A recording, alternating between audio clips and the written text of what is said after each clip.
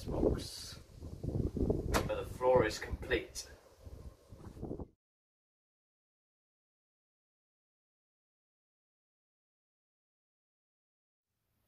Hi there, in this episode we'll be covering the installation of the first HDPE panels, mainly on the floor of the test box. There was also a chance to connect the two sides of the polycarb panels in the middle panels, also with HDPE segments, so they're more structurally sound. In order to install the floor of the test box with the countersunk screws, I actually turned the box over 90 degrees, installed all the panels vertically, and then put the screws in, and then tipped the box back onto the floor. The next clips in this video will take you through the process step by step with pictures and videos as per the last episodes. So carrying on the progress from the last video, I made some HDPE supports for the seams between polycarb panels. I made 3 of these in total, and they have 6 countersunk screws, 3 for each panel edge. So this next picture is installing the second one, and they fit nicely in between the cross braces.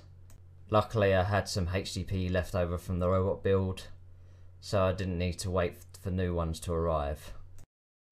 At this point of the build I was pretty much ordering more parts, like the screws for the HDPE walls, etc., which will come later. So most of these parts here in this picture will be used in future episodes. You've got the longer M8 screws there for the HDPE walls, and then a whole bunch of M8 nuts and washers. So I ordered 6 1m by 1m HDPE panels. These are all 12mm thick.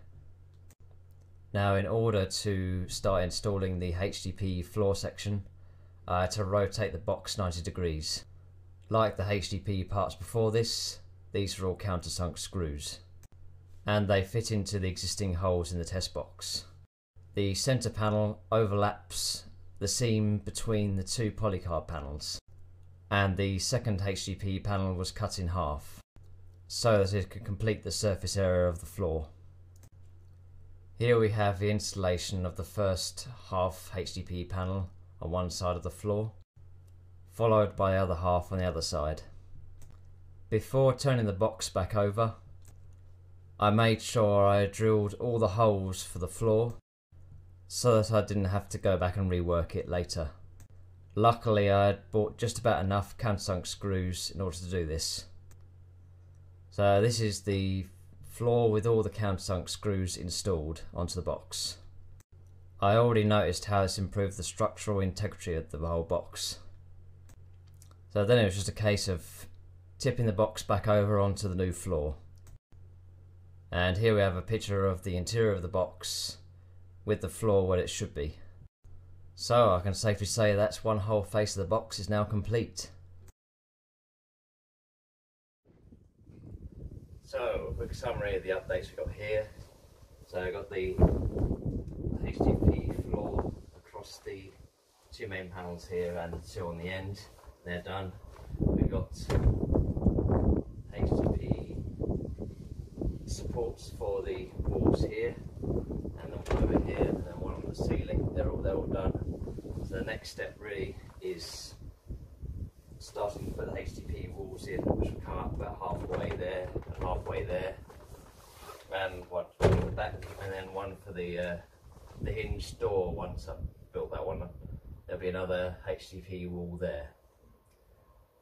That about wraps up this episode.